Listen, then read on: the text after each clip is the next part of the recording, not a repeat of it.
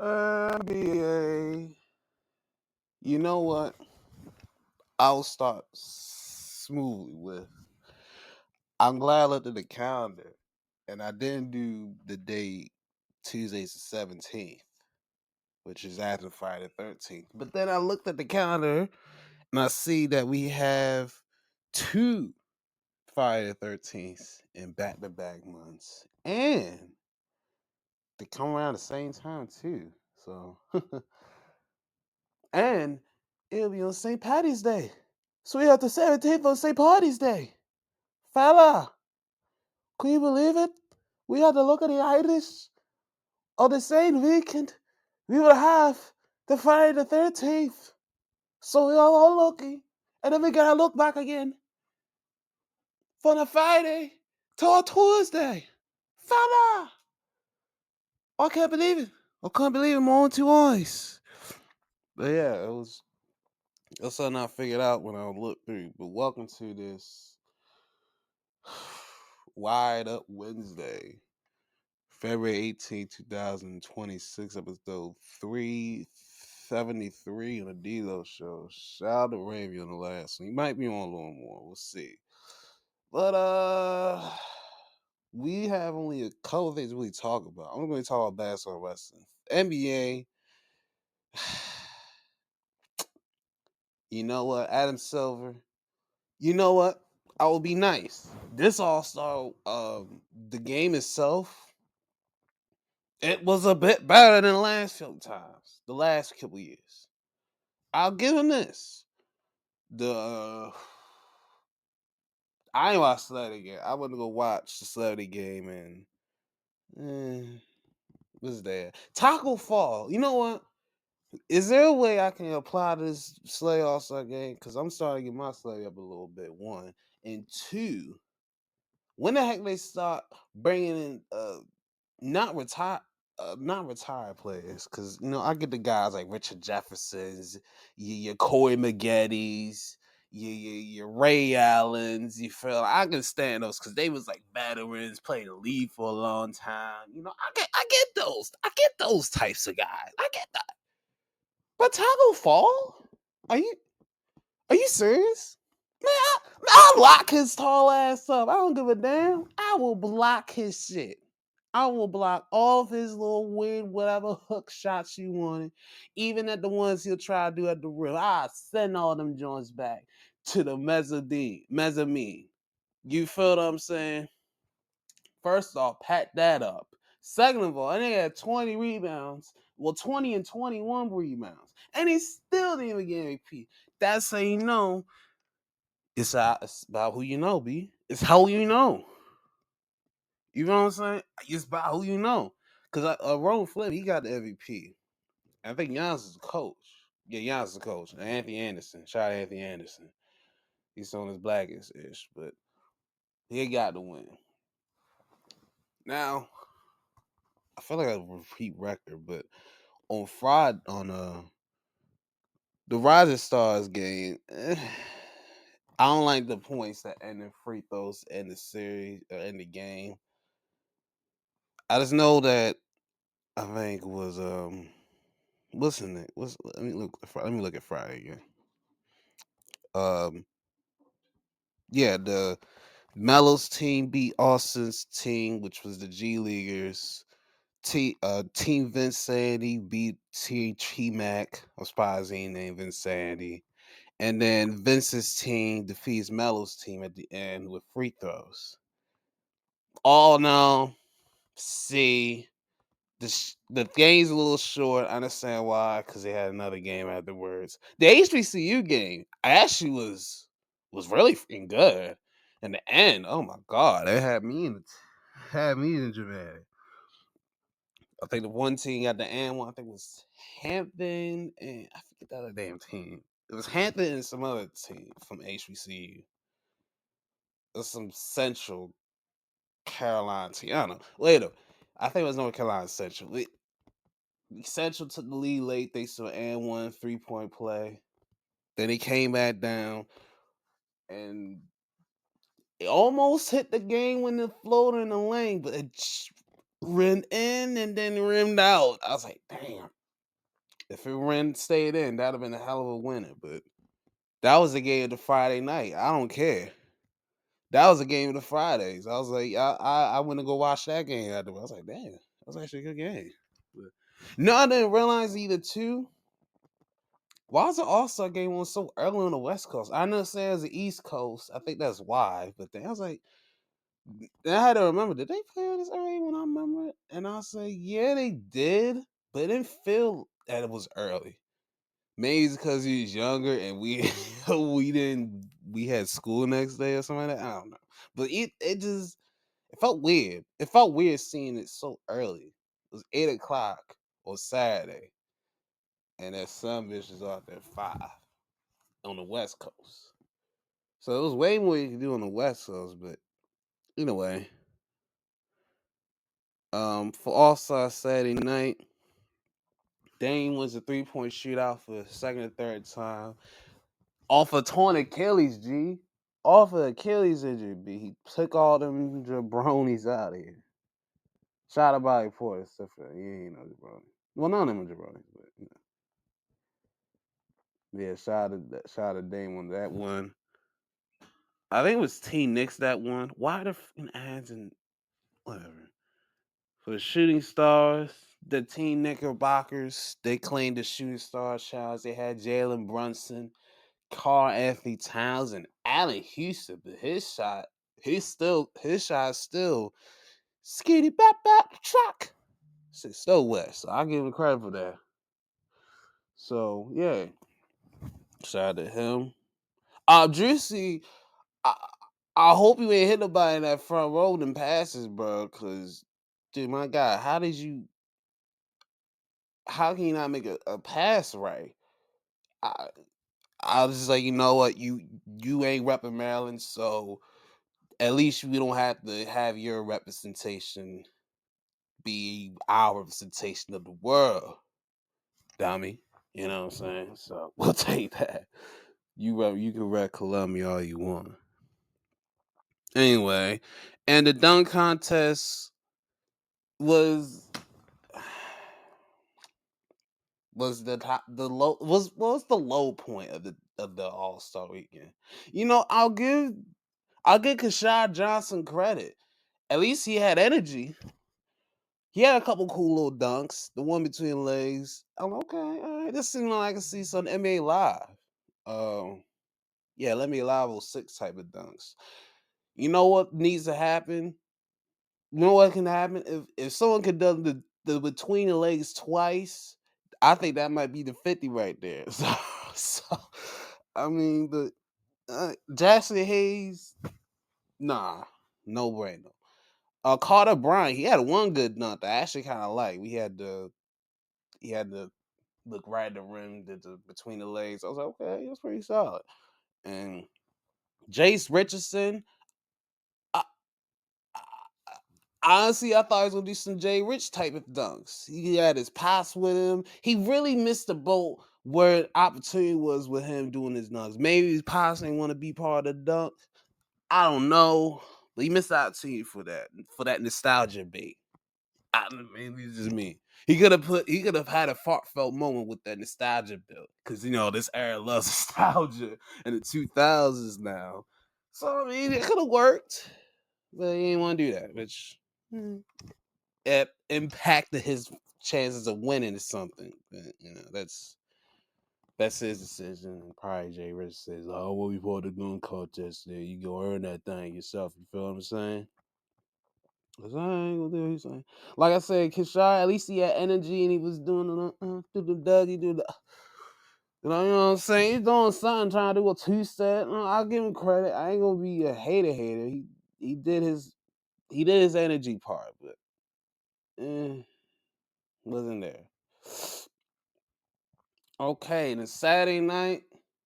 You know what? This was way. I mean, Saturday was just an end. It was okay. To be honest with you, the also game had at least some kind of energy. Some kind. I mean, this is double teaming an All Star game. I was like, I ain't see that some bitch since uh, I say 2020, maybe even way before that, like 2014. I was like, damn. I was like, they're playing defense, effort. It was a world team versus the USA Stars team, and the USA Stars team won thanks to a game winning by De'Aaron Fox, and he got the win for the team. Actually, no, I was wrong one. That was the second one. This was the Young Bulls team, but the not the OGs. It because it's two. It's young ones. The Stars team was the young ones, and then the OGs were the Stripes. Because they would the tie 32-32 in the first game. Scotty Barnes hit the game winning three. I think that was one that hit the three to end it. And yeah, it was Scotty. He hit the three to end it because two went over to try to help out. And one man was on the island. He tried to go over there. It was too late. And Barnes coke butter cheese that three and got to win 37-35. And so they got to the back. Then we got the USC and Stars of Stripes game. It was very close to the end. And he went on a little surgery in to get his boys a lead, 40-39. But I did mention before, De'Aaron Fox hit the game winner, sidestep to the three, Baja Strang, and that was a game. Strikes get on the board. Then the world team got back on, and Stripes, Kawhi, he freaking just he snapped. Oh my god, he had 31. Oh my god, he snapped. Yeah, he was in the zone. He was. He had 31 points, 11 to 32 in the field, 6 and 7 from Curry. Like, he had a stretch. He just hit like 15 straight. I said, dang, he was just cooking them. Yo, that I didn't know. I didn't know he had that much, yo. He was cooking them, yo. That was crazy. Yo, that was crazy. Yeah, that's crazy. He was in this smacking. I was like, yo, he playing his home arena. That's why he's smacking them like this. He's like, I'm in my own home stadium. Yeah, Brian really only had two. And then Brunson had 8 and KD had 7. So yeah. Kawhi played the whole quarter. So it was like KD, Kawhi, we need y'all to play big man work. So do that for us. Yeah, there was some defense even play. That's okay. Uh-huh. LeBron, that was the only points he had was that dunk.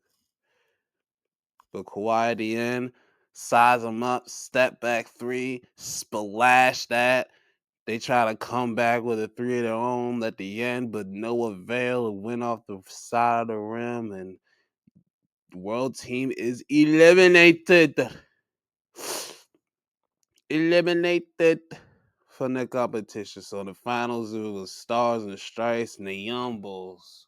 Straight spanked the OGs 47-21 the last quarter.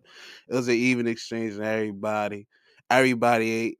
Everybody scored except for Cade. Wait, what the Cade played power forward? What the that was weird itself.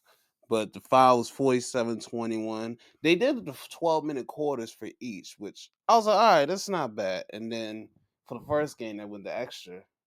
That was they went to overtime. I think the scoreline was win by 2. I think it was either 35 or win by 2. I think they won by 2, and that's why the Sky with the 3 of the year. So it was cool.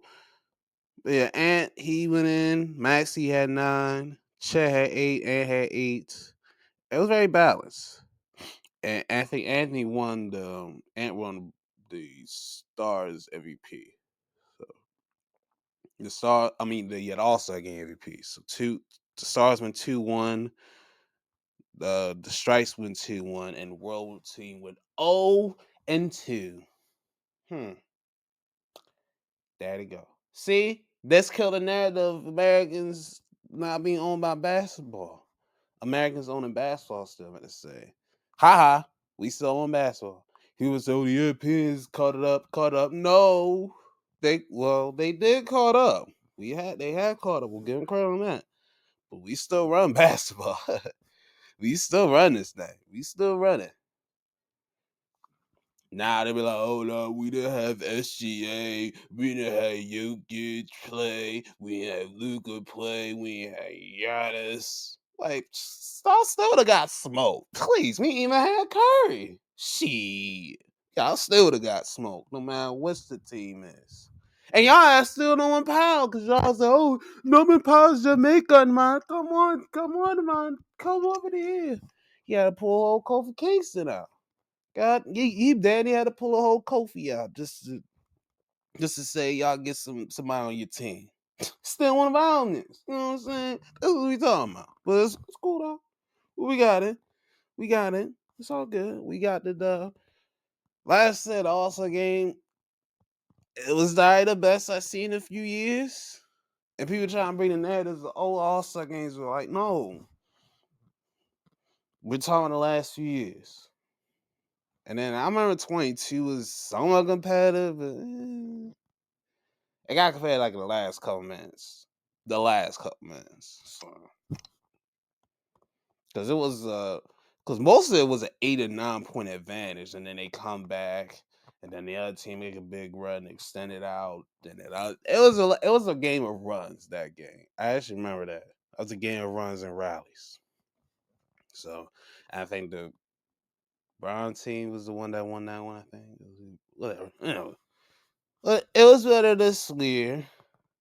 I like the 12 minutes per sesh per period, and then overtime if needed to win by 2. Like I said, just effort, and it's whatever. We'll give a C+ for this one. We'll give you a C+ because that's all I can for. You know, ain't perfect, but at least we seen the C+. Okay, I seen a couple of these came across my face before we got some injury reserve. Um, Franz, he's gonna be out 3 weeks to be evaluated, probably a month. He probably won't be back until April to ankle issues. They was practicing, experienced some soreness in his ankles, so they're gonna reevaluate and make sure it ain't something surgical he needs to go through. And speaking of surgical, we had 2 Sacramento Kingers that gotta go under the knife to get surgery. Sabonis, he's been out the last week or so with a knee issue. Then they come to find out today on the med alert, eh, he gotta do he got his torn meniscus. So he's gonna get surgery, be out for the rest of the season. He's done. And Zach Levine, he saw him going, and I said, damn, let me see if I got any figure issues. And you do. You have a torn ligament in your hand. So that sucks for you. Yeah, so damn. So I had 2 of these. I had some bonus in my Yahoo, and I mean not some. I got Franz in my Yahoo, so I'm gonna switch him to the IR back, and then that's a bonus. So I'm gonna let him go on one of the fantasy leagues of basketball. So that sucks. Anyway, and then Levine, he's undergoing season and series for a tendon in his hand, so he must have been the shooting hand. Ah, my hand. Ah. Ah. Ah. So you gotta get hand surgery. So good luck with y'all on the hand and knee issues, surgeries, whatever.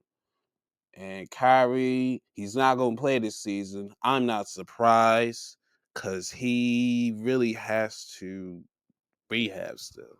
And that 20, yeah, it's no joke. So and he was like, let's let the young bull Cooper Flag keep doing his thing, his confidence is up, and then prep back for next season. That's probably what we're gonna do. So we'll see. But yeah, that's for injury news. Let me see a couple more things for NBA. Chris Paul, we touched on a little bit of him. Me and Randy touched on a little bit of him being retired because it kind of broke while he was talking and stuff. I was like, man. But when we went, we didn't go depth into Chris Paul. So basically, Chris Paul, man, He's one of five, well, three that's he's one of the last two that's still playing that was there when I was a kid. And I mean under 10. Yes, under 10. Braun and him were the last two left. Katie came when I was 10. Well, turn 11. We got drafted when I was 10.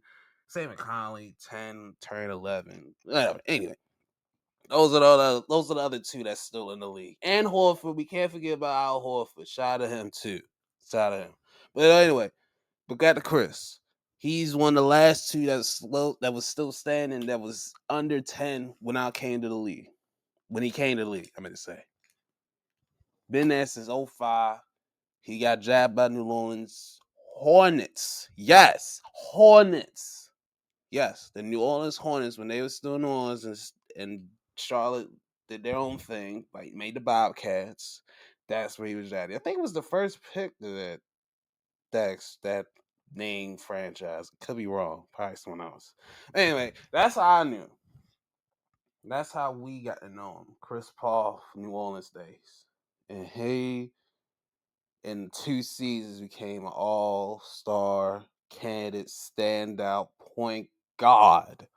He's called a point guard for reasons because he was just surgical with getting to the lane, sashaying through, finding his mates on the pick and roll, pick and pop, whatever the case. Alley oops on the wraparounds behind the back is slip through. You know, he was like that. Hey, yo, he was like that in New Orleans, bro. He was sneaky with it. Yo, he had him and Drew Brees had New Orleans in a chokehold, those between that late 2000s. Chris Paul eyes with the hoops and Drew Brees with the football. They came in '06. And they held it down for them because a lot of that time, you know, Hurricane Katrina happened. And they had to go to OKC to play in the arena. And that's where they got the inspiration to bring the Thunder down to from the Thunder came to fruition from Seattle. Because they host those two games at I think it was at Say Arena. I forget what it was called back in the day, but they renamed it Oklahoma City Arena, and they made everything New Orleans fine for those few months that it was not able to be at that New Orleans facility, what they call the Smoothie King Center now. I forget what it was back then. I forget. Anyway, he was a beast, and he almost won MVP in '08. He probably would have won. He would have been the youngest MVP, I think, if it wasn't for Kobe Bryant that came along and had his MVP at the same time. But that vote was really close, more than people think. And it was just he was so dynamic as a point guard. He had like little hitters with it. He brought Tyson Chandler. I remember him and David West. Yes, I remember when David West was on the Hornets. People remember on the Pacers more lately because that was a more recent team he was. But no, we younger ones, we remember him on the Hornets. Him and Chris Paul had to pick and pop. You know, they on the mid range. He find him on the baseline. You know what I'm saying? Peja Stojakovic. Yes. Shout out to Stojakovic, man. I remember them calling these is automatic. Jason Smith, low key. I remember him and I don't remember him and Jay Aubrey team like that. I remember them in his first year. I think remember when I first got deep into it. I remember him and J.R. Smith had one alley connection. I think he went to Denver after that. I think they let him go to Denver after that because he was very young. I think he came out of high school too. He was very young, but he was a monster. They had a few chances to get to the conference finals, but they always either run to the Lakers or the Spurs, and they always lose to them. I think Dallas. I think one year was the Nuggets, and they got.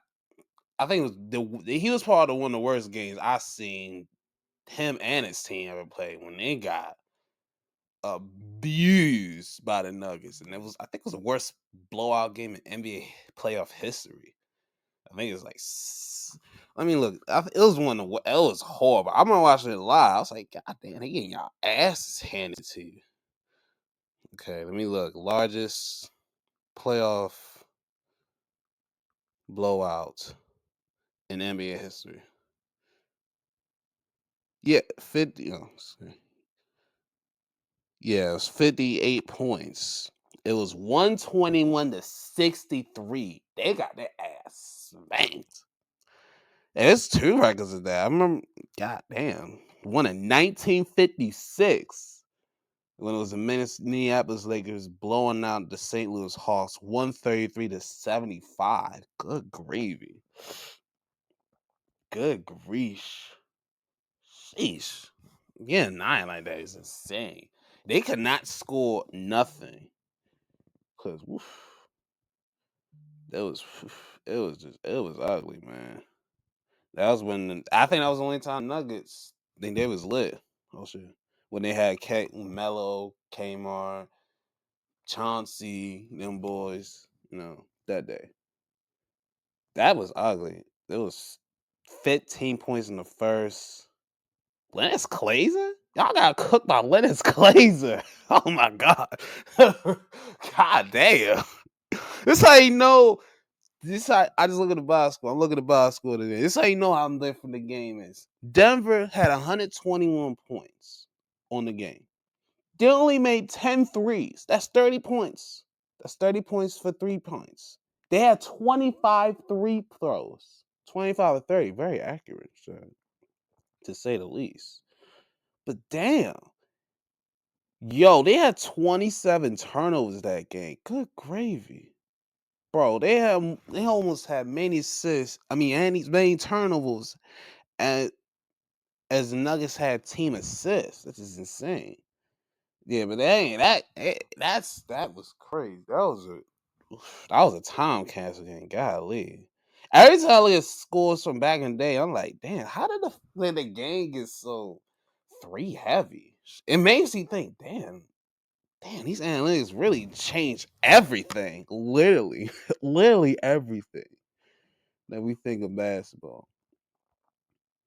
Oh wow, David West was the high man, 14 on the other side. Shout out to James Posey, 12 out the pine, and Stojakovic with 10. But damn, Chris only had 4. Ugh.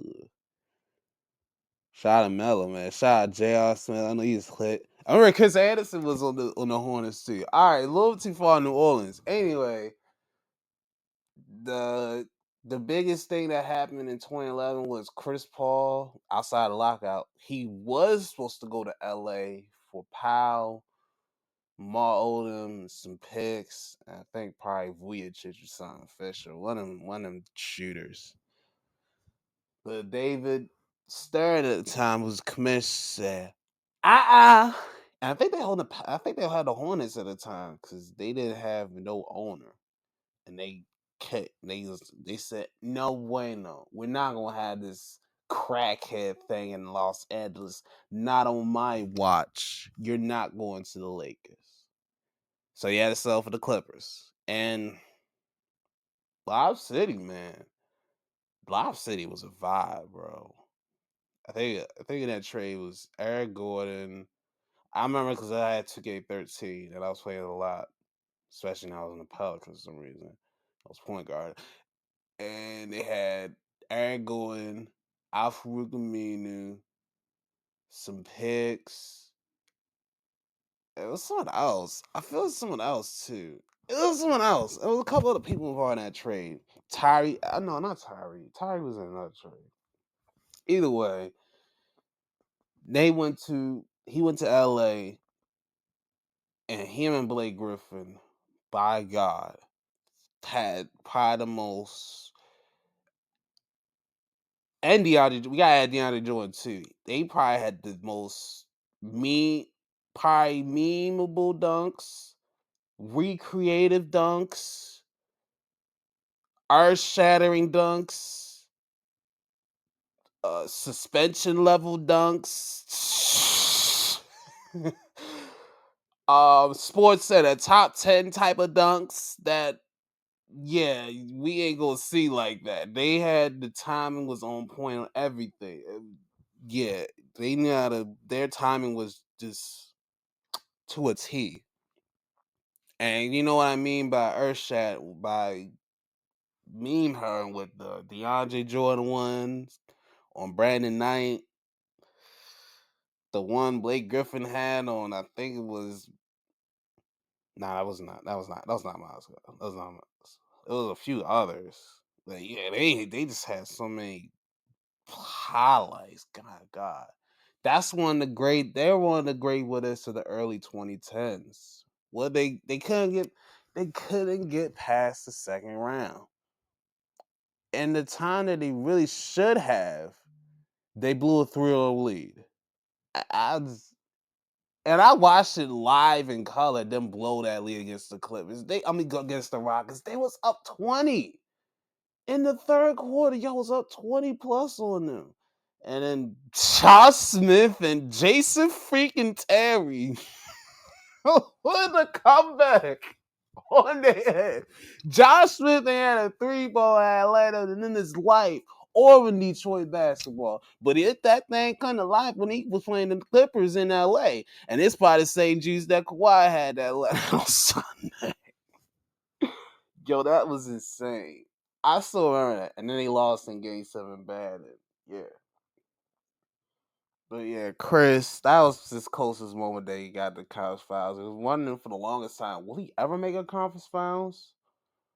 Well, a few moves later and a few side quests, he went to OKC.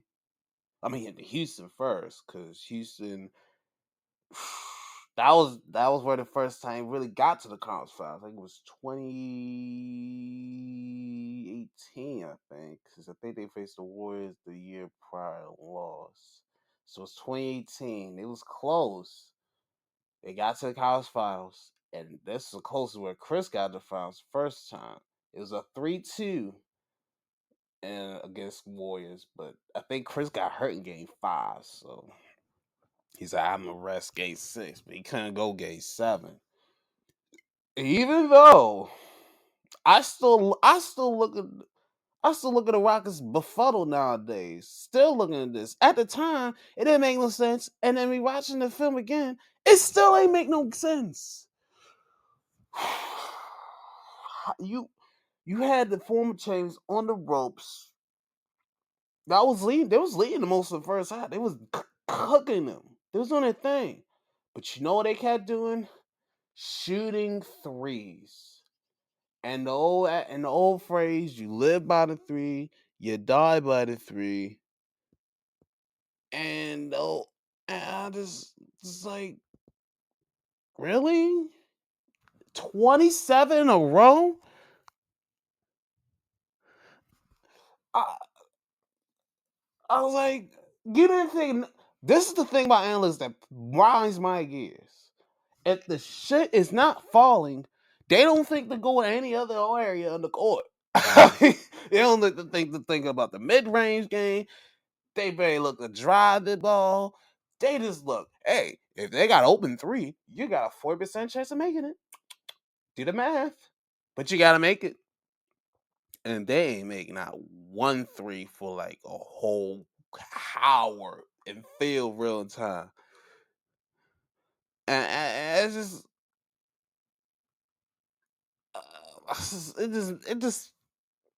it just boggled my mind. The time capsule, it just boggled my mind, and we're still in this process because I don't think role players nowadays shoot mid range jumpers. I don't even think mid. Yo, I don't know why randomly I was looking on IG and they had a highlight package of Jason Maxfield catch and shoot mid range jumpers. And I looked at it and I said, damn, niggas don't even shoot mid range jumpers off the catch and shoot like that nowadays. They only shoot if it's shot cloud cheese. They had to hoist it up. That's the only time they got hoisted up. Oh shit. Oh my gosh. Oh my gosh. Yo, I still get disgusted at they didn't do nothing, so they didn't get it right. Anyway, hey, so that disgusts me. Then he lost again the next year in 2019. The him and James fell out, sorta. Then he went to OKC, out with SGA. They revived. He was kind of part of the revival process of OKC with him, SGA, Schroeder, Steven Adams before he left. They gave us the little last piece of that. If it low takes SGA in the playoffs with Dort, I think Dort was there. Yeah, Dort was there with them too. They gave him a little piece of playoff experience. They lost the first round in Houston. That was a hell of a 7-game series. And then they went to Phoenix. Had his biggest moment in his life. He finally gets to the finals at age 34, 30. I think it was 35 at the time. 36. One of them ages. He was late 30s. I know that. It was mid 30s. But he got to the finals against one of my favorites, Giannis and the Bucks. And they went up 2-0 on them. And you thought at the time maybe Chris might be able to finally get his. No, he was not. Because Giannis, Middleton, Drew, and Brook Lopez made sure to not make it happen, kid. And they did not make it happen. They won the next 4 in a row, took their cornbread in Phoenix, and won the title in Game 6 at home. And delicious. Freaking delicious. So, delicious for Giannis, but not delicious for Chris. And that was the closest he ever got. And then the next year, God damn! Oh my God! Luka walked him the fuck down. Yo, I always remember that game. Luka really walked them niggas down, bro. Yo, Luka really knocked them niggas down the whole fucking first half. Yo, God. I always laugh at that game. Yo, I always laugh at that game. Nigga had Cam Johnson doing 360. Yo, he had a nigga on the ballet shoes, man. Oh my God. Oh my God.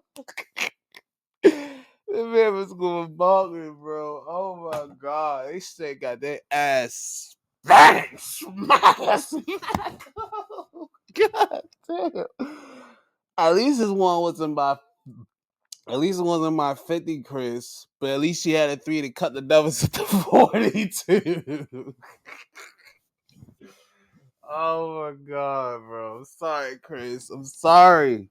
I'm sorry I be part of these 2 horrible moments in NBA history, Doug. But damn it. The first one was a mercy kill, and the second one was just an ass whooping by just one single motherfucker, Luka. Oh my God. That was just that was just that was just not a fun time at that time. It was just funny as hell. Because that was but then him and Aiden, they had their own little issues, whatever. And then he's got getting bounced around the last couple years. Where else he went? I'm just trying to say. Hold on. I know he went to Golden State, try to get one more against with the Warriors, which was fucking weird. That was a weird stretch. They had to do a 6-man work, half star, and I was just like, what in the world? What was the point of getting Chris? But we appreciate. Actually, you got traded to my Wizards for like 12 hours, and then I was like, wait a minute, can we do something with Chris Paul? Like, like Chris can like help us out with the young bulls, he can do something. We can help. We can use a Chris Paul. But that didn't work out. That was not going to happen. So we traded the Golden State. That's how we got the pool deal. I had to think about it again. Yeah, that's how we got the pool trade. We threw them Chris. That's why it was the Bill trade. We traded him for Bill, and then we got like a gang of picks from them. Thank you, appreciate that. Then we traded him for Poole to go to Golden State. That was a weird year, like I said. That was a weird year. They went to San Antonio, and coincidentally enough, the only time he played 82 games was in 2014-15 and 24-25. So shout out to that. That's one thing we gave about Chris in the weird moments. He only get the weird Nicky injury. It wasn't anything too serious. He had like probably one big major injury, but nothing really that made you go that he missed multiple seasons. But he's always consistent. He played all 82 and he helped guide the Young Bulls in San Antonio. And look where they at now. Look where they at now. They're looking pretty good. They're looking very good. So, thank God. And then last year on the Clippers, we figured this would be his last year. He get a tour. He even announced at the beginning of this will be my last season. I'm thinking, okay, he's a legend. He should be able to get a tour for the Clippers. He can't get it for New Orleans, not just because they named the Pelicans, but there's still bad blood from that squad. They got a new name and everything. That's why they had to change the name because they had bad blood from that thing, from the Hornets name. Even then, still couldn't get a tour for them. He wouldn't get no PT for the Clippers. So I'm like, all right, let him have a few minutes. You don't gotta put him in the contest, but they just straight traded him. They just straight benched him and then traded him to Toronto. I'm thinking, okay, Toronto, they're in the playoff mix. But then I thought, like, they got a lot of guys in the guard. I don't think he's gonna get burned over Shad, which is weird. And then Toronto released him. And they said, he said, after this, I'm just gonna retire. This retirement tour crap. Just hang it up. And that sucks. That sucks really, really, because Chris is a legend and one of the guys that we grew up with. Well, I grew up with, and a lot of people my age range, we grew up with. We remember the Chris Paul come up. We remember the Chris Paul and Darren Williams comparison. That was the conversation of the 2000s. Who was better, Chris Paul and Darren Williams? We knew some people, a lot of people was on Chris, but there was another part of the crew that was on Darren Williams. I was on the Darren Williams trade for a little bit, but then I seen Chris Paul be more lit, and I was like, Chris Paul. But that was a debate between 07 to 2011. Very early 2012, but 2011 is where it kind of really died off because I think Darren got traded to the Jazz, and they was to the Nets, and they was in a different conference. So that's where the debates kind of really stopped. It was still around, but then it kind of just tapered off after 2011. And then I think then Yo went to the Clippers, and then that's when their careers changed. It's funny when they both left their original drafted teams, their careers went tied two different phases. Darren was still left with Brooklyn for the first 3 years, and then after 2015, he had an knee issue, and that just took him out. He really wasn't the same at that. And then Chris, he still kept performing, doing his thing, still being led, getting double doubles, still averaging 18 and 9, still averaging double digit assists. It was at least 2 steals. Like this man was a consistent 19 and 9, 2 steal a night type of guy. And he'll pitch him with 4 rebounds at 6 foot. And he'll occasionally in on your big man. Hey! Shout out to White for that one. I would say he'll have an occasional yam with your boy. Like I said, he averages his career he averaged 16.8, 9.2 assists, 4.4 boards, 2 steals a clean, 46% from the field. It was pretty efficient for a guard, very efficient for a guard, because they wasn't really thinking about percentages, and he was short as one. So 37-3, that's pretty solid and consistently good from free throw line, 87% in his career. He's second all time in steals and assists. That was a close one that we could think that could reach to Stockton, but I guess that's not gonna happen. Like Stockton is fact they not gonna be touched. No one's gonna touch them joints because you need to have longevity, durability, and consistency. Chris had 2 of those, longevity and consistency. His durability was solidly good, But he only played 82 games twice, and Stockton he played 82 all but like maybe 3 years of 3 games. Let me look at Stockton because that is insane though. Because if you really sit and think about it, yo, his durability was good gravy. I mean, just Copenhagen. I don't care about that. Stockton. All right, let me see how many games he missed total his career. Because I know he played. Damn. Okay, he played 82 games his first 5 years of his career. Then he played 78 and 89, 90. 64 games. And so that's 18. And I know the strikes for a season 80, 98. Um, damn. So he only missed 18 plus 4. Damn, he only missed 20 games of his career?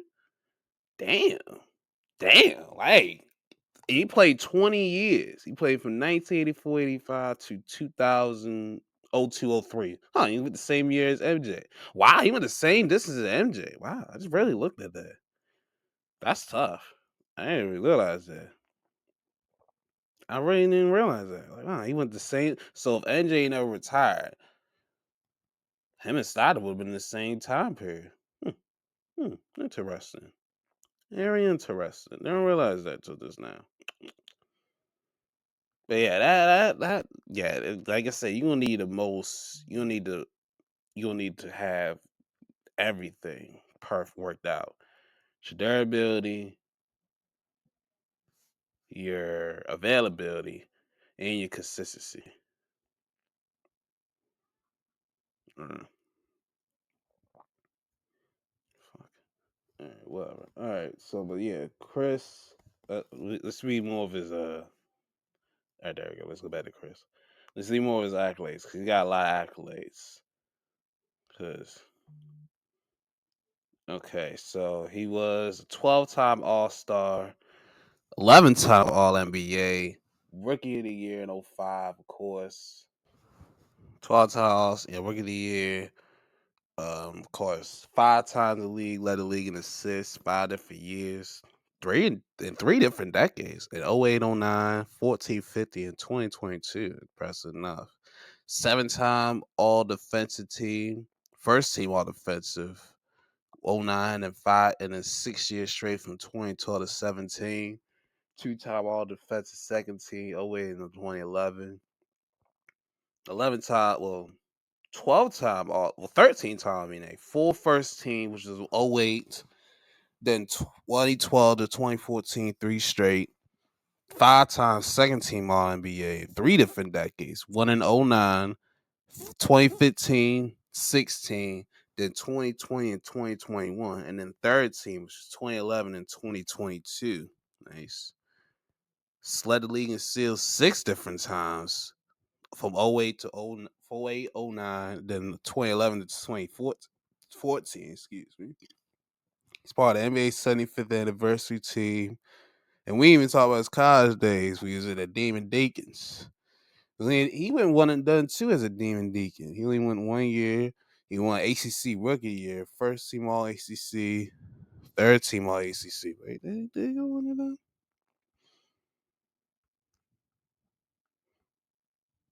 Yeah, that's what I thought he did. I see this woman before. Yeah, that's what I thought. He only went 1 year in college. And he got his number inducted to the Wake Forest Hall of Fame and got his jersey retired. I remember he got his jersey retired. I was watching that game. I was watching that. Nice. Um, yeah. I hate his exit though, because he should have got he went 2 years. Oh, he went 2 years at Wake Forest. All right. That has a little bit better. And then what? I remember he was a Jesse, yo. Hey, it is. I remember he was playing. I remember. I don't know why. It was so random, but yeah. And then we're not gonna have the freaking State Farm commercials no more. Damn it. We're not gonna have the State Farm commercials no more. Like a good neighbor, State Farm is there. Ow. And we'll just have no Chris Paul. So I guess stays hard. Well, when he got some new cast. I think Hard about to go too. So I guess Hard got past the next guy.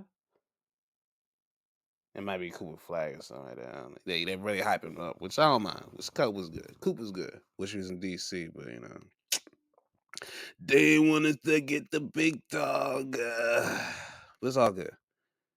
But Chris, you're a legend, and he's a Scooby Doo too. Revenge of the Swamp Monsters, weird enough. And of course, he's part of the Olympic team. But he's a legend, damn near, through and through, man. Through and through. Freaking legend.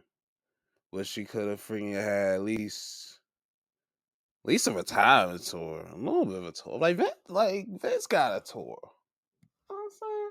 Like, come on.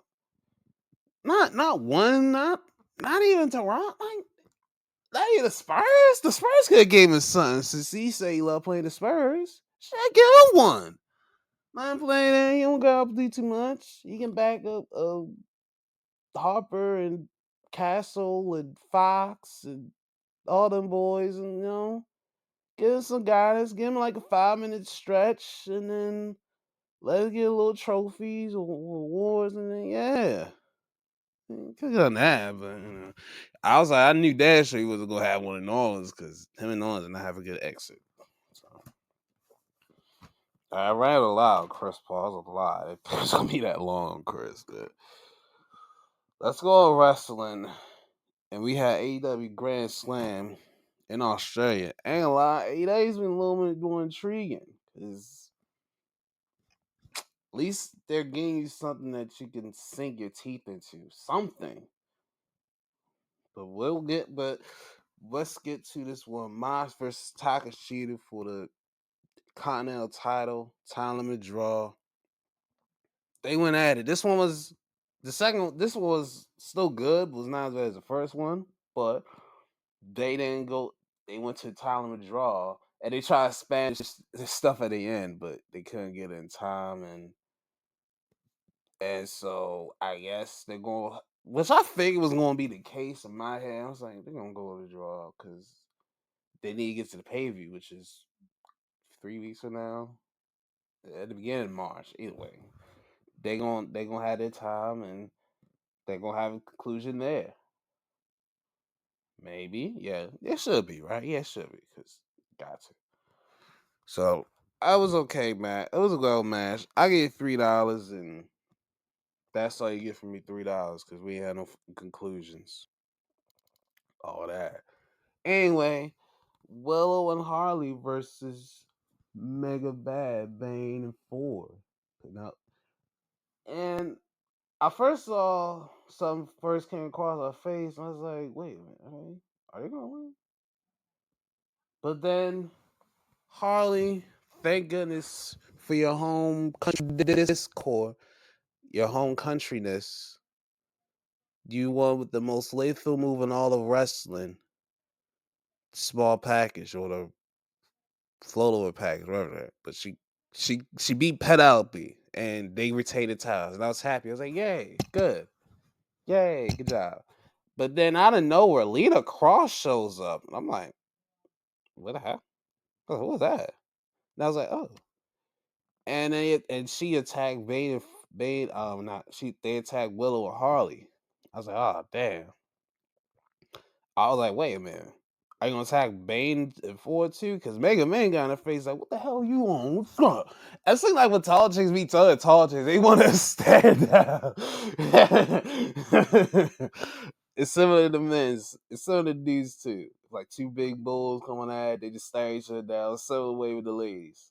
And Mega and Benelli Ford had to stop between the two, like, hold fast, she with us. And I was like, wait a minute.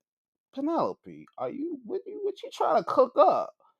What are you trying to cook? Hold up. What are you trying to cook up, girl? Cause you trying to cook up something devious. Very devious. You playing a dangerous game, Mega Bay. You got two. It's bad enough you had one tall bitch, but now you got two of them. What you think you know, rockets? You think you got the Twin Towers? What you trying to do, girl? Cause you try to get some super team stuff over here, fam. You trying. I see what you're trying to do, Penelope. I see the vision you're trying to portray. If you get one more big chick, if Bozilla was not down, if you got that big bra, woo. Oh, that would OP. That would have been OP. That would have been OP if they had Bozilla. That would been too OP. I see what Penelope you trying to do. I see it. You trying to create some tall girl magic. I see what you're trying. But let's see if this can proceed to just more than this tonight, because they got AEW night.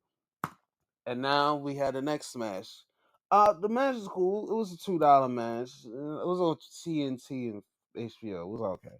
Anyway, Hangman Page versus Andrade El Barbitasitas. Bad Mamacitas. Another Mamacita from here. I was like, hold on, who is good? But Andrade did get cop box sword from Hangman. But Hangman's a little man. And he's like, no, I'm married. She tried to give him a little kiss. And it's like, baby, I'm married. I'm like, all right, Hangman, that's what I like to hear. He from Virginia. You know what I'm saying? Oh, this is a cool little match. Hangman won. I kind of figured it was going to be the case. Because, I don't think they're glad two heels go at it in a match. That's a little weird, but Hangman won. It was a cool little battle. Very enjoyable. Excuse me. Tony Time and Orange Cassidy versus Marina Shafir and Willie Uta. Whoever gets their ass pinned gets to freaking get their ass shaved off.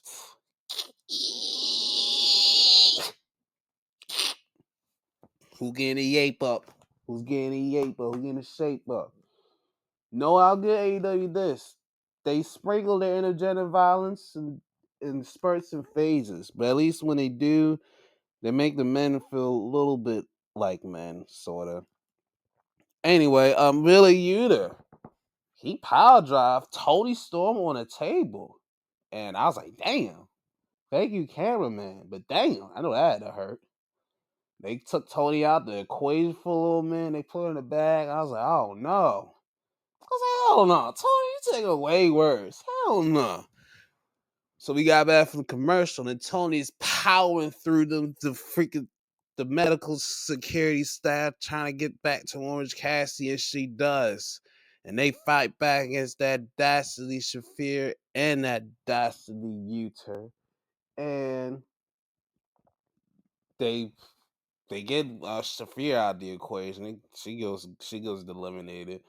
And then it was Uter 2-on-1 against Orange and Tony. And they power driven, punched the face and the hip attack, and they got the win. And Yuta had to get his head shaved.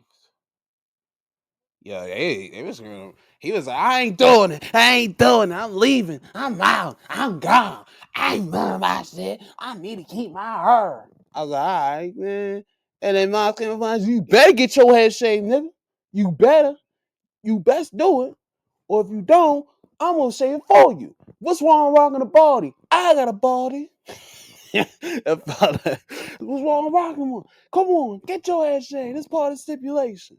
And eventually acquiesced it and got his head cut.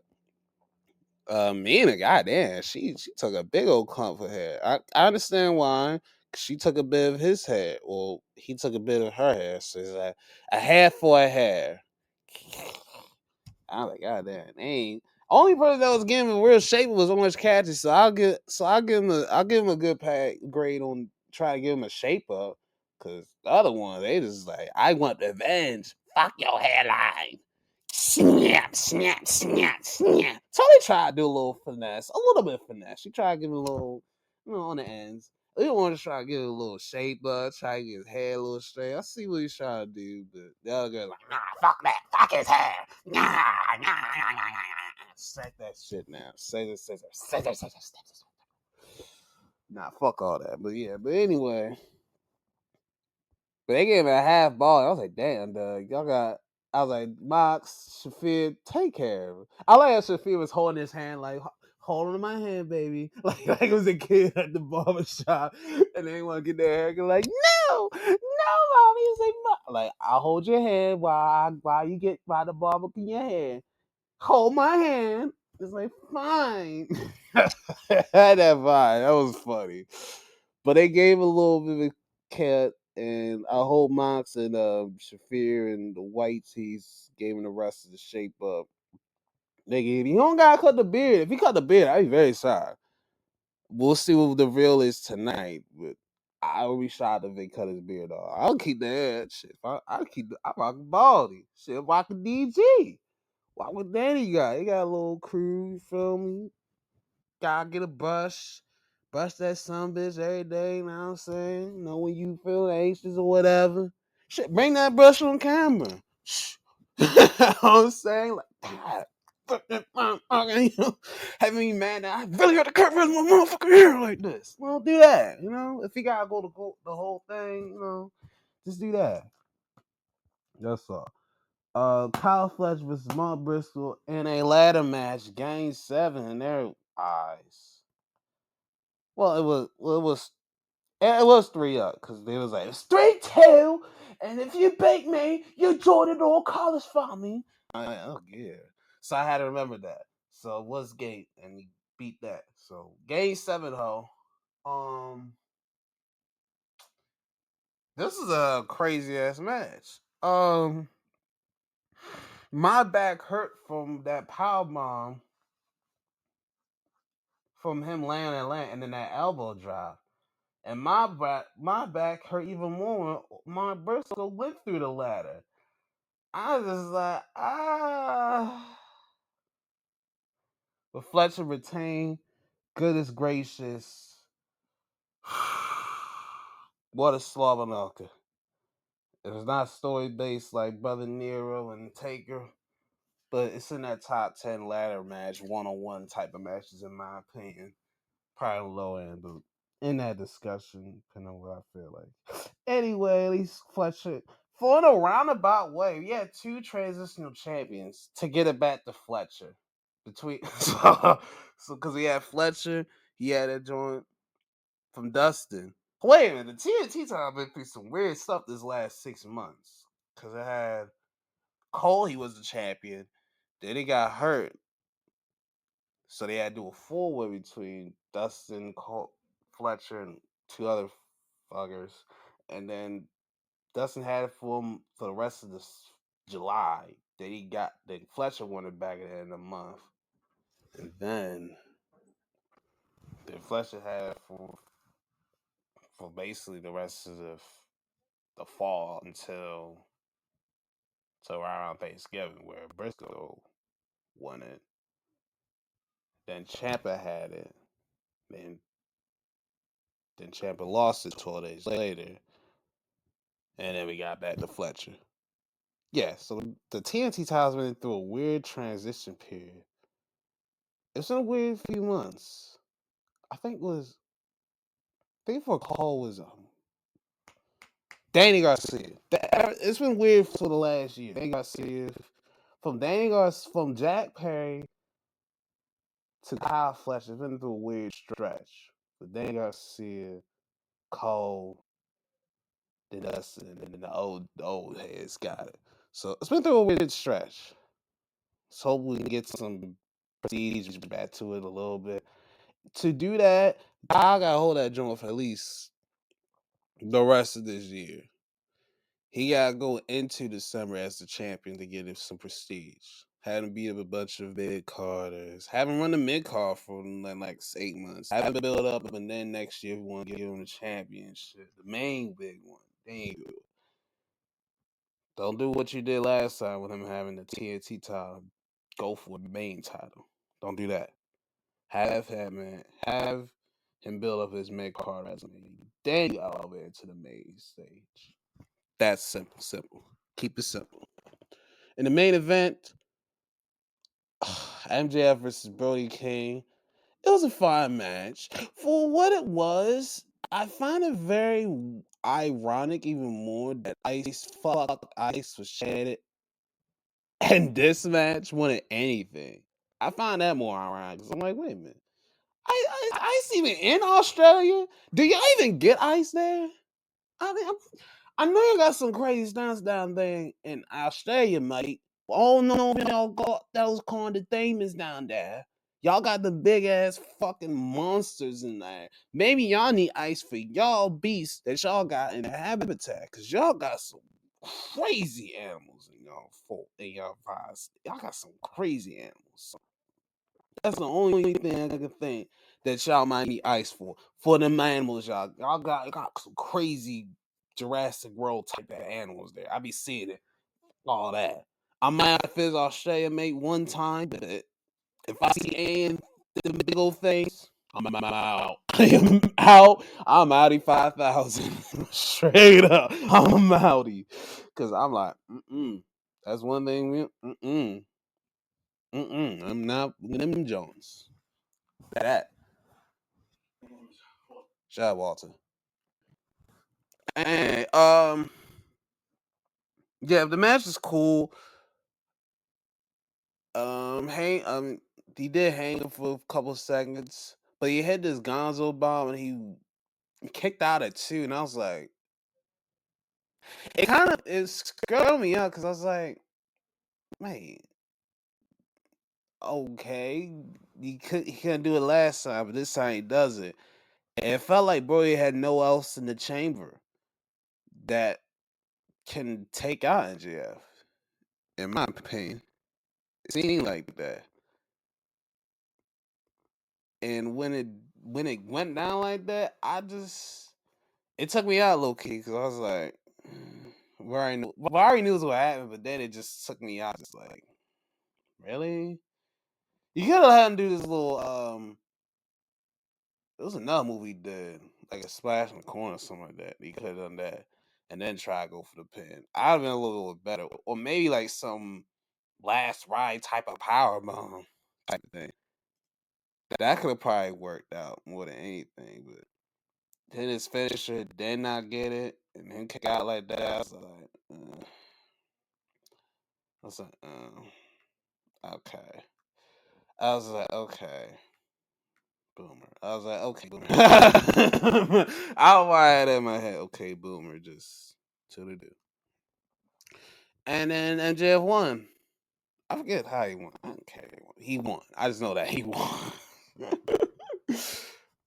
Oh no, it was a cool little event. Uh, One thing I would say is that their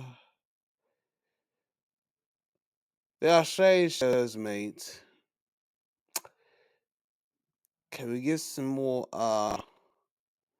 buying your book, mate? And I don't know what kind of Australian dance they do down there, mate. But it's like a chicken dance with a 1-2 step, which is okay. It gives you the vibes that they about to do the chicken dance. I don't want to be a chicken,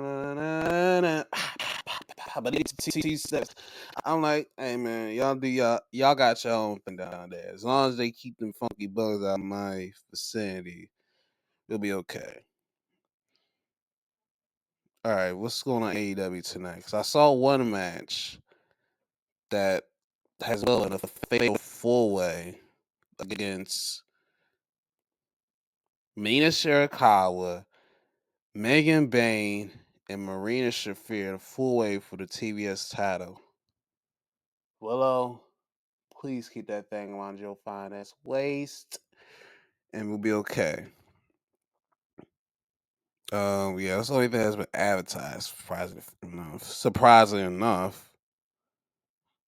Yeah, that's what I was like. Wow, everybody has starts with the M, except everybody in this match has an M in their starting name, except for Willow. So I guess M's were all around. So I guess Mercedes Renee might come back. 8.3. Twisting. And then we had the other big one. Swerve versus Kenny Omega. This is a new match. I don't think there's ever crossed paths before. This is a brand new match. Brand new moment. This is brand new, which I'm cool with. I don't mind it being on free TV because it needs to be built up a little bit more than just 1 week of them fighting. I'll be honest with you. We need a little more build. So I can see it either going through a time limit draw or some Don Callis family motherfucker interferes and makes it not that. Hmm. James. Anyway, I almost got distracted by Mickey James. But anyway, then we had NJF and Hangman for face to face, nose to nose, hair to hair, all that stuff. I didn't second man. So let them have their own fun, funky time. Moxley versus Mark Davis, that's definitely going to start the show. And we already know Moxley's going to win that one. And then the last thing that's previewed tonight are the debut of the Brawling Birds, which would be Jamie Hayter and Alex Windsor. They decided to make themselves a tag team and they're going to get some tag match. Okay, fine. We get 2 women's matches at least. Bring in the jobbers and let them get their ass beat by 2 British broads. Let them get their ass beat about 3 minutes or whatever. But cool. That seems fine. That seems fine. Do that. Do that. Have fun. Go and have fun with that. Explain yourselves and all that stuff. So cool. I ain't got a problem with that. And I think that's all that's advertised tonight. So they got some things positive. We'll see what they have with what's they building. The only thing I don't like is that they brought the 2 indie folk that they hyped up as some big prospects, and they haven't given me anything to sink their teeth into. We haven't been getting anything as a fans to sink our teeth into to say, hey, why should we care about these guys? You gotta give them a characters, do something with them. You have to give them something. You have to give us something. Because we don't, a lot of people, including myself, we watch any wrestling here and there, but we're not going to be watching consistently for names like Alec Pierce and Jordan. I don't even remember the other dude's name. You gotta give them something to get on instead of just some one video package of them getting the rub from MJF saying, "You did good, kid. You did really good, and you lost to me, kid. You did pretty well. You were close, but not close enough, kid. But you got a job. All right, if you gave him a job, get him something for me to sink our teeth into so we can get to know them guys. Don't just have them just be feeding. Don't just have them job out. Give them something. Give them something to create. Give them a character. Something. Give them. I got a lot of vets there. Give them something they can sink their teeth into as a character. If you want them to get over, you gotta give them something. You know what I'm saying? You can't just let them just say, "Hi, I'm such and such, and I am yo yo." You gotta give me something to yank me in, coach. I don't know. But we'll see if they will learn their lessons and do that. Yo, so you know what tripped me out about? So let's switch to WWE. Okay, we'll go with SmackDown. The only thing good about SmackDown was Jay's delicious self defending Tiger's Jordan Grace, which was a very good match. Probably Jay's best WWE match to this date, and well, singles match. I'll say that singles match to this date, and it was pretty well. So it took over 100 days to get it, but hey, we got one in. Which her and B, I wish Me Chin and B Fab would just use engine angles to get make Jay stronger, but I can't control that. We can't control those type of timelines. Um, only other thing Noah was really good was I put this the light back on. Uh, Jack Slash started with Tiffany Stratton and Rhea EO. They went at that was a good tag match, but it ended with all the teams just fighting and no winners established. So cool, whatever. Then EO for some reason Spears 9 through a table. The table's on the outside. They try now. They put Rhea on the table, so now it's about to go up to the top and splash. I was like, okay, at least Lash ain't going up. But nah, she's gotta go up there, and the eel stopped her, and then use her momentum and speared her through the table. They barely got that table, but they got to that table. Good enough. So yeah. Uh Mello was supposed to have one on one with Ilya, but the MFT is like, you're not giving out no title matches like it's candy. So now you're like, oh, let's go with some tag titles. Like, again, I thought I win the tag titles. Like, hell no. Like, so nah, they said, we're not doing that. And then there was a big 10-man tag between MFTs, Mello, Ilya Dragunov, Shinsuke for some reason, Matt Cardona. What the hell? Wait a minute. Is that Apollo? Apollo Cruz? He's on television again? Holy crap. Yeah, he's back. I don't know how he still has a job, but he is back. Shout out to Apollo, man. Hey, shout out to Apollo, man. You still keep your job. We ain't gonna hate about that, bro. But hey. But I, Mello took the fucking pin, getting pinned by Tama? Uh, well, you know what that means, Marv. Let's get a title match. Yeah, yeah, yeah, yeah, yeah, yeah, yeah, yeah, yeah. How about no, no, no, no, no, no, no, no, no, no. Sorry, amigo. I'm sorry, amigo. No bueno. No bueno. No bueno. No bueno. Sir. No, sir. Give me something. Give me something more than just that. No, sir. So, yeah, Tricky Phoenix again. Alexa beat Julia Zelina Vega for Elimination Chamber qualifier. No, I wouldn't mind if Julia won this. Because, I mean, Alexa's a name. I know they want to play in the Charlotte and Alexa turmoil. You know, one of them joints. It's going to be in there. But try something different, man. And you know Alexa not going to fucking win it. Like, come on, give us a little. I know, a little something different. A little tease, man. Could have teased attention of Charlotte cost Alexa the match and Julia winning it. Um, something different, but whatever. You know that is Johnny's Gargano's really down bad. He missed his homies, his homie Champa. Uh, I forget during the title match, Liv, Dom, and Raquel were there, and I say why Liv and Raquel. Well, I say why Liv and Dom. Liv is there. Dom, cause her man, I guess. But Raquel, my God, girl, you can't ever get up. If no one in the crowd want to be her date, like damn. I was just like, bro. I like Raquel, mama say that if you want a date, baby, we can do a double date with them two chicatos. Come on, let's say. You my big sexy. Come on. She could be my big sexy. Come on, baby. Come on. Come on, man.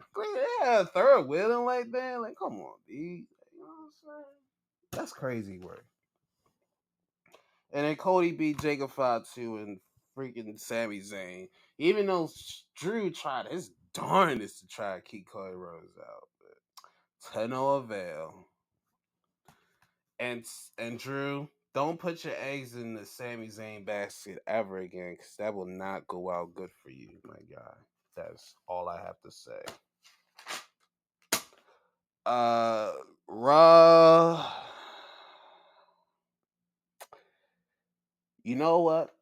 I don't think WWE's coming to my town for a good long while. They're not getting a Raw. You might get a SmackDown, but your prices are just outrageous, nasty work. Saw one when I saw the price of my home with the Philly.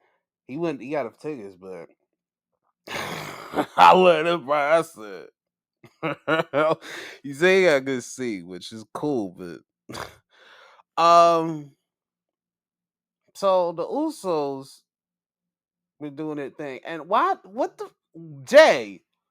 Jay, who have you been hanging with where you have this attire around your headpiece? You had the Yeet shirt and a helm of a bandana with the Yeet glass on. I'm thinking, my nigga, I'm thinking, who the you hanging with, nigga? That's what I thought in my head. Like, nigga, who you been hanging with that got you think you can rock this attire? You look insane. Oh my god, this nigga look insane. I was like, bro, I can't believe it. Bro. I was like, you know what, Jay? I was like, who gave this nigga the air pass, bro? Who gave this a pass, man? Who are the brothers in his life that give him this kind of energy? We all had that one, but I don't think he went through this shit like that. Anyway, then niggas was even non-fatness because the Vision came out and tried to cut off, and then LA Knight even the odds, and that's how we got a 6-man tag. And I could not care one single fraction of a fuck about this match because we've seen this tango about 18 different ways and 18 different piles and the compilations of packages of whatever the case. So I didn't even care for this match. The only thing different was Bronson Reed doing a tope suicida. You big hungry ass. Threw it over the Uso. He threw the Jimmy in, get splashed, and 1, 2, 3. I was like, yep, you're not winning next week, bucko. Bye bye. I was like, bye bye. We'll see you after the chamber, my guy. Appreciate you. Yeah, that's the only thing I cared about. They had to put the thing back on. There's a crate arrives, and they need new guy. Then it's passed on to SmackDown. They need new people that knows them how to tell the information is here. Because the people they hiring for that, they are incompetent as hell. Or they make them so incompetent that it makes you want to smack in the back of the head like dummy. Yeah. You dummy, fuck. Yeah, LA. LA needs to bring that back. Dummy. Yeah. We need to bring that back. Because dummy, there's a lot of dumb things that have been going on lately. Dummy, we need to really freaking ugh. It just boggles my mind. Anyway, back to the show. El Grande Americano OG is got identity theft? Wait a minute. Are they trying to tell a story here? Identity theft? No, I did been asking the last few months. How did he injure his shoulder and grew 3 inches in height and got 2 little niggas? He might be on to something, Chief. I remember that. I remember this for the last few months. How did he grow inches and get 2 hitters? This is nasty work. This is the most complex story in all of wrestling right now. So we'll see how this goes. Oscar, Bailey, and Natty for elimination will qualify. This is a veteran ass match. Everybody's been a veteran for at least a decade, maybe 15. And Oscar's the finest out of all of them. And she wins, tapping out Bailey. I thought Bailey was still on her little Two-Face thing where she's has a crazy other side of her. Natty's theme song goes ham. But how they did Maxine, you know what? If Vince was still running things, we had a singles match between two at the pay per view at Elimination Chamber. But there's too many matches on the card. Like, of course it is. But yeah, Maxie attacked Nay at the match, but we wanted to wait about 7 weeks to their main event match. Main event match. Main event, but WrestleMania match. Oba got a contract offer from Raw, just like Mr. Aldis did. But Rusev Day. Wait, is that Rusev Day shirt? Where's Mark? Where's Aiden English? You need him. Where's no? Lana did not get that over. She ruined Rusev Day. She ruined Rusev Day. Damn it, that Jezebel. She ruined Rusev Day. But no subtitles. What the anyway, but yeah, Rusev Day. Yeah, Rusev. Stephanie V. Back at Liv was about to give a reveal who she gonna pick for the Rumble, and then she just came out of nowhere, spoke Spanish to her. I can understand about 25% what she said, but a lot of it was hot and spicy, and it made little Livy kids cry. I was like, oh wow, like what? I was like, damn, I knew some of the words in Spanish, but not all the bitches were evil. But like somehow, I think it was from what I saw translated was you worked hard. I've worked way harder the opportunities than you was just given to. Hillbillyology. Hillbillyology. I'm gonna use that. I'm gonna use that nigga. I'm gonna use that shit.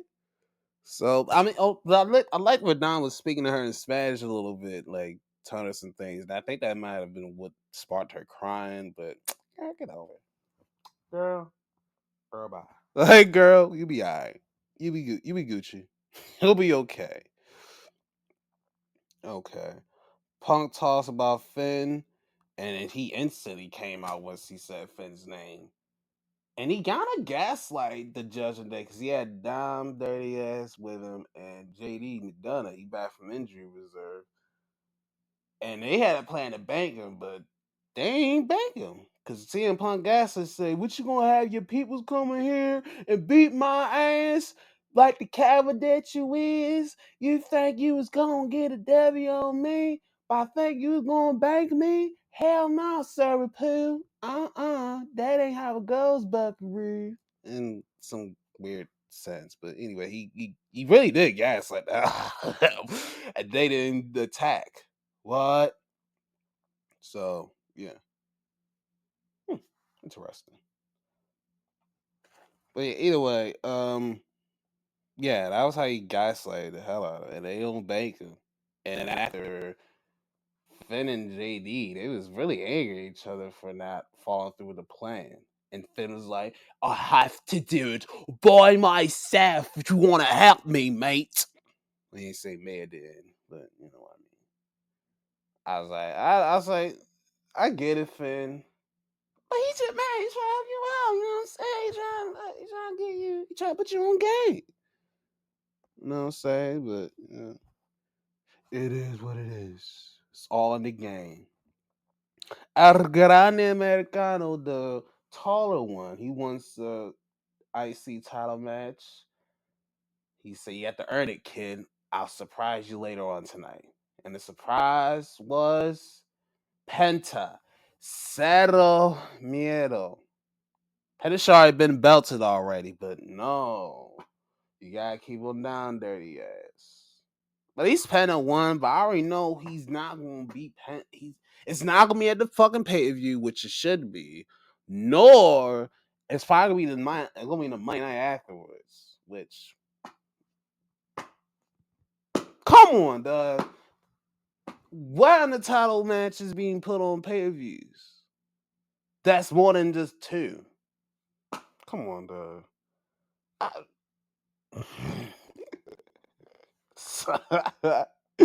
I got re-playing up the next. Hillbillyology is hilarious. And the OGL Grande helps Penta win. So I guess the Luchadors, and he got a little dap from Penta, which, nice. Sal Miedo. Good job. Well, good job. Character development. Remember Lucha Chad? I mean, I don't know. Nate, where's Chad at though? I mean, just think about where's Chad at, man. We ain't see that man in a minute. Like, damn, that must have been a real crazy shoulder injury. Shit. Yeah, Ludwig on. We got Ludwig on sabbatical because he lost Tiffy. We got Chad on NIR, probably kicking his family, doing some other shit. I don't know. This month, I don't know. These months all over the place. Where's Pete Dunne? We see Pete Dunne. He probably kicking with his peoples in Britain, in England, right? And it beats me. Last time I see, he was so Ruka. I'm like, damn, you the fuck? You got soul, man? You Gucci? You ain't got any nothing. You be alright. You probably got some albums. You probably got torn UCL or something. I don't know. You probably need Tommy John. I don't know. Whatever. Same with Woods. He's on injured reserve with a shoulder issue. I'm hope he gets back. And I know they're not gonna do anything with Kofi, but give him one last one little hope run for the hood. King of the Ring or something, but you know that ain't. That's too much work to build him up. It's too much. I know it is. We know. Anyway, main event time. Gunther, the Ringerer, Dom Dirty Ass, and Javon Evans, the young OG. We'll get to him in a second because Kevin Nash. We'll get to you in a second. Shout out to Dragolito for going out for AJ Lee. That's my guy right there. He's in my pot. He's climbing in my ranks. He's fighting for AJ because he knew it was a travesty that he did to him, and he smacked Gunther the head with that ring bell. I like that. I was like, okay, Dragon. I like that. You and Gunther should have a singles match at this pay-per-view elimination chair. But there's too many matches on the card. How am I gonna advertise my stuff? I got these Slim Jims. I got this DoorDash. I got this TurboTax. I need to put on the max. You dig? I gotta do it all. I gotta put him out. But he takes him out the equation. Dom, for some reason, he grabbed the hammer, but they didn't even use that joint. But Javon was able to hit the cut OG cutter and another cutter on Dom to take the win. Double dub. That's good. Yay, Javon won. Good job. I was surprised. I was wondering if he's going to take the fucking fall for Gunther. I was going to be like, damn. I was like, but he got it up. Now, you know what the Mr. Kevin Nash, compare him to Mr. Bojangles, and he needs to be more urban. I'm like, urban? This is a young bull. This nigga's 21. This nigga from Carolina. They country as hell down there. I know because I got family down there. They country as hell. Ain't nothing. There's a little, there's a little urban in Carolina. Don't get twisted. There's some urban down in Carolina. But from where he part, she is way urban down there than it is where I'm at. No story. If you want, he should have worded that a lot better. He should have worded about Edge. He don't know his adjectives. He doesn't know his synonyms. He barely got antonyms. Goddamn. He could have said an edge. He didn't have to use the both angles. You could have said, I want to see him with more of an edge. I want to see him more with intensity. I want to see him more direct with what he wants. You could have used any other adjective, any other synonym, any other word in the freaking vocabulary list. Not Mr. Bojangles. I still understood what the context he was trying to say it, but you had to put that statement in Mr. Bojangles? No. You could have said edge. You could have said, I want to see him with more intensity. I want to see him be more committed to a character. You could have named any of those features, and you'd have been okay. But you had to put the most Bojangles in there, and that's why people got in a tizzy. That's really how I see it. And it's racist. On a scale of 1 to 10, I give it a 2 because it ain't gonna fat crazy, but it's my guy. It's words. Use your vocabulary, dog. Use your freaking vocabulary. Whatever. I'm just like, yo, why didn't you use a different adjective to describe this situation? But no, you didn't. You didn't use to describe it. You use Bojangles. And people gonna remember that more than anything you was trying to say. And then you try to return it around with the Uncle Tom talking. I'm like, oh my god. Like, you make it even worse, Kevin. I'm like, just shut up, nigga. Shut up. Next thing you know, you're gonna tell us we need to go Jack in the Box next. Like, what the fuck? Like, you know what I'm saying? Or we need to go to Popeyes.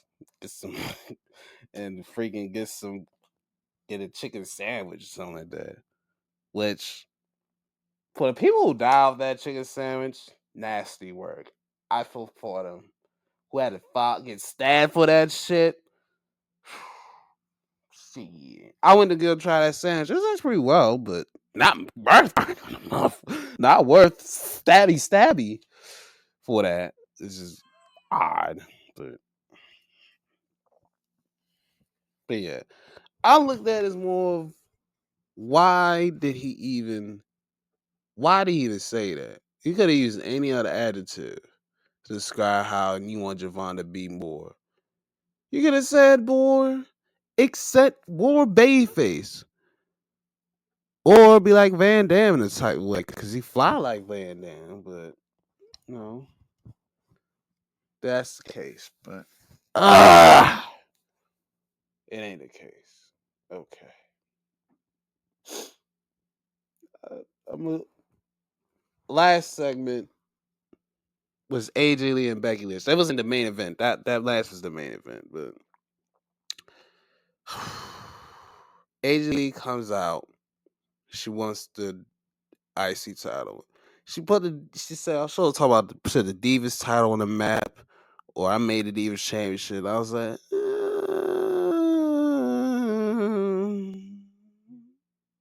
sorta. We'll kind of give you that.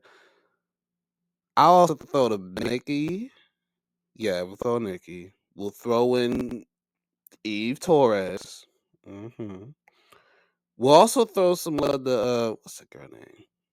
Kelly. Get some Kelly love. I know she ain't tough for that long, but she got something. That was something she won. And then I want to say, I think that's all I'm gonna give. I was thinking someone else, maybe Michelle McCool, or some of that, but I don't think she held it for that. She probably held it twice. But anyway, either way, Becky comes out. Why did she call her Becky Boo Boo? And I said, who? And then Becky Lynch came out. And I was like, oh. You respond to that, Becky? Really? You respond to Becky Boo Boo? I'm glad it not ended. I'm glad it not starting a chant because that'd have been the weirdest chant of all time. Becky Boo Boo. Like, ew. Like, ew. No way, Jose. They get us that happened. And Becky had the fur jacket. Still paranoid as fuck because of AJ. And I'm thinking in my head, y'all have been beefing since August, my God, or early September. Y'all been beefing since Labor Day. You can wear white right now, and they have been beefing since then. White, because I always hear you can't wear white after Labor Day. Well, it's a New Year, bitch, and I can wear white now. And they still haven't had that 1v1 match. This is the thing that's kind of and and then why I understand Becky's being apprehensive to hit her, but Becky, you clear by a couple inches or so. You clear by at least 1, 2, 3, 4, 5. Carry 3. By at least 20 pounds, at least minimum, at least. And she hasn't wrestled in a singles match in 1, 2, 5, 6, 7, 8, 9, 10 years. Almost 11. Shit. She hasn't had a regular match in 11 years. you would think you would feel the most confident against this one. But no. And she even getting opportunities to smack her in her face. And you're like, no. She's like, I'm not giving you what she want, an excuse to get on this title match. I'm like, what? Like you just push her in the face with the, you just push her in the face trying to help Maxine out last week. I, I understand what they're trying to do, but they're trying too hard, trying way too hard. And that, like I said, they should have had this 1v1 at Survivor Series. Like, what was the point of them being a War Games match? Did it make sense for neither to be in that War Games match? Because it was last minute, it made no lick of sense. And it was kind of just to get two Gunner fan base you think about AJ and Rhea Ripley together. For sure. Yeah, real them two together. Let's get them two together on the same team. Have like some dream all-star team type of thing. And they need some juice on the other team, so they put Becky Lynch. Why? Okay, whatever. And then think about it. And then I think about this in the show. I'm like, if Vince was still around, we would already been had an AJ Lee match. We would have had her already kind of fill in the ring. She had that one match with CM Punk with her man. Then go 2 months away. Then come back right for Survivor Series. And does a little in the War Games match. And then gets Sphere again for 2 months. How people gonna be following along with this rivalry? That's why I said it should have been a Survivor Series, because you would have had already a story for with Becky getting a win and AJ trying to come back and beat her ass. Why is AJ trying to come back and fight Becky Lynch for? Why is Becky maybe want revenge, but that's probably it, and she took the fall. Yeah, she got submitted. I just thought about it, like she got submitted. But I'm thinking like, if I'm Becky, why don't I put my title on against you? You haven't even here. You haven't been here. Why am I putting the title on you? A shot against you. A lot of these making adding up, and it's making me just question what in the heck are they even trying to do next? Because I feel it's going to be elimination chamber. They had a match, and it's a DQ, either smack in the face of the belt or some other third thing, and then the crowd goes restless, and then we go silent. I was like, called it.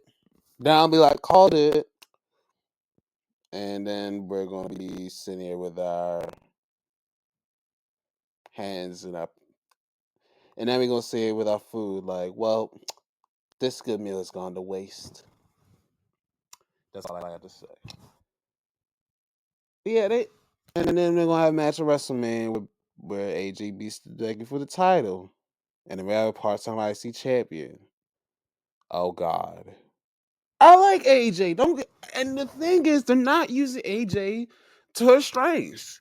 They're trying to make these long promos. I'm like, yo, she's more of a quipper. She will snap back at you more than anything. They're not using her as a strength. They're trying to do something different with her, and not what made her strong, or why people connected with her quips. They're not hitting with her one liners. They're not doing that. So y'all knew everything, sir. Because Becky's a pretty solid promo. She can get people captivated into a feud of some sorts, being a bitch or being her. But she's not being either or. Hell, that's what I'm saying. It's weird how Triple H doesn't know. They don't know how to book heels. When Triple H was a heel most of his career, that's freaking weird. I don't get it. This nigga was a heel 75 to 85% of his career. From the early days to the attitude era to the ruthless aggression era. The only time I remember as a babyface was halfway in '08 when I started really kind of watching. The second ladder of DX, well, yeah, DX after '06, really. And then, yeah, that's not it. And then, like, the last couple years of career, because, niggas was born and cheering for Triple H because you're a legend. Seen as a heel, no. We're like, hey, we like the game. It's weird how he doesn't know how to book heels. I just find it more weird than anything. You was a heel most of your career, and you don't know how to book heels. That's this era. Oh, you gotta make them complex. No, you gotta make them a bitch. That's what it is. Like, no heels are really crow to make you think this guy could beat my ass. Not even Gunther. I don't give a fuck. I was stone cold stun his ass while I try to get that sleeper hold on me. Wham, wham, wham. Hit him with a BLT, wham. Hit him with a dummy sign, wham. Like, they're being really half-assy with heels. I don't like that. Like, you gotta make some strong heels, and nobody's a strong heel in WWE. It's kind of odd when you had the biggest heel of the game in the game, running the game. This is has gone long enough, but man, they brought a lot of Jurassic World to this universe. All right, so DTF,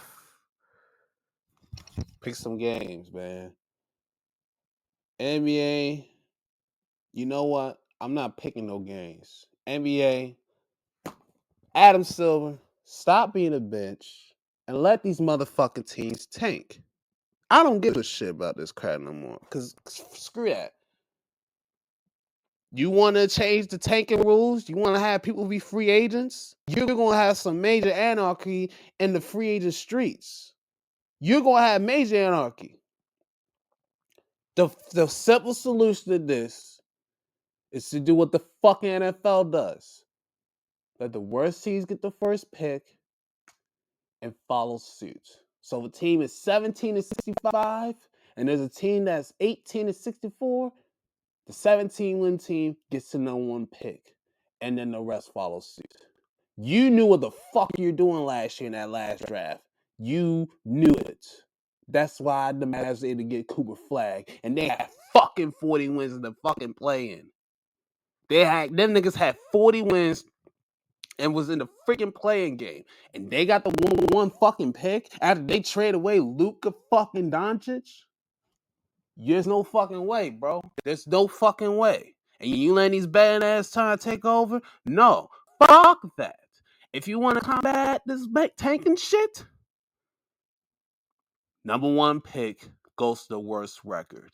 That's the only solvable solution that can fix this issue. You want to have these issues again? Change it by making the number one pick the worst record, and then the rest follow suit. Oh, maybe the top two, and then the rest can go through lottery. If you want to make it a little simpler, first pick, worst team. Second pick, second worst, and then follow suit. Now, if you want to do lottery for the 3, 4, and the rest of the lottery past 5, then you can possibly do that. But the first pick, if you want to make this shit competitive, make the first pick be the worst record. That's all this. Because I've been seeing a lot of stuff that's been happening. I'm like, you know what? This is what you get for involving these freaking betting companies. That's what you get. They on your ass, Mr. Silver. They on your ass. They gonna be on your ass to the end of time of the contract is over. So be well, stay safe, survive, advance, and we'll see you around for the next dance.